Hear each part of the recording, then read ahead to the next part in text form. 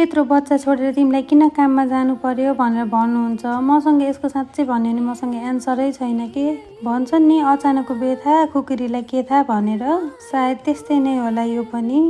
उहाँहरूले म प्रति देखाएको माया र दयाप्रति म एकदम आभारी छु। तर के गर्ने, हजुरहरूले गरेको माया शब्दले मात्रै मलाई खाना लाउन, आफ्नो दैनिक जीवनयापन गर्न पुग्दैन।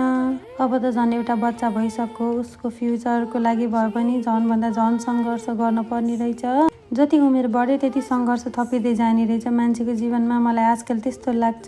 त्यसैमाथि आज बिहान काममा हिँड्न के थालेँ थिएँ, ढोकामा ठ्याक्क पुगेको बाबु यता बडाङ्गै लड्यो, यस्तो नराम्रोसँग रोयो।